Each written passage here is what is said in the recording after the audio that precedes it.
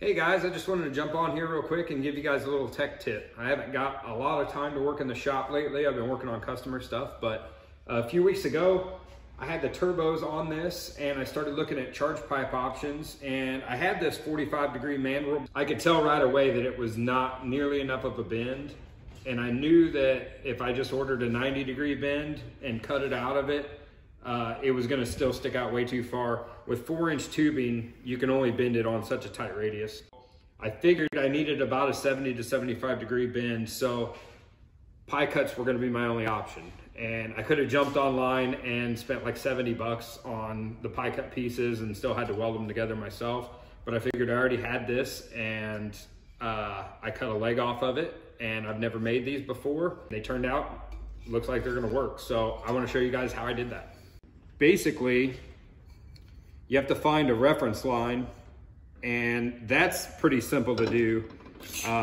If you have a piece of angle iron, or I use this sheet metal brake, you lay that on there where it's nice and flat with it and make your mark, and that gives you a reference line.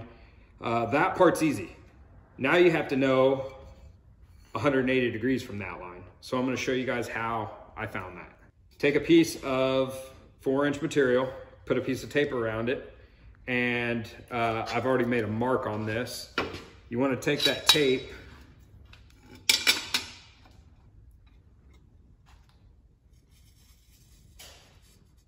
slice it with a razor blade, and then peel your excess off.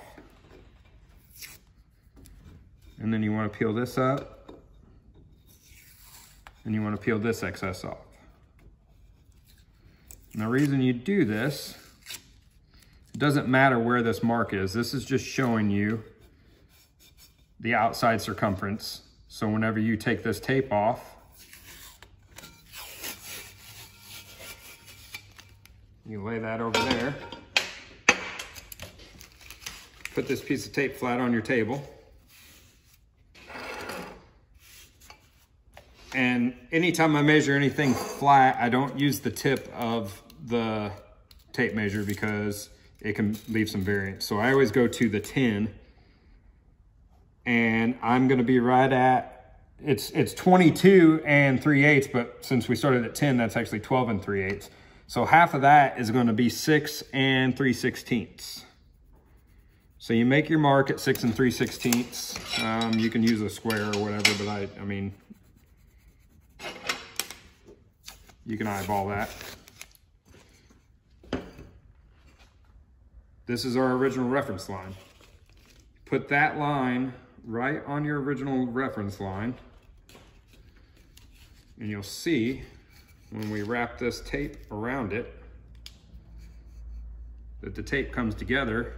Now this is a little thicker because I've already got this wrapped with tape.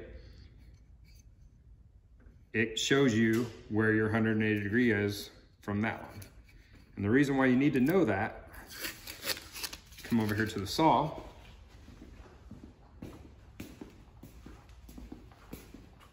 Had the saw set at 7.5 degrees. I cut these on 7.5 degrees because I was looking for a 70 to 75 degree mark. So 5 pieces gets you to 75 degrees, 15 degrees each. 7.5 on one side, 7.5 on the other side.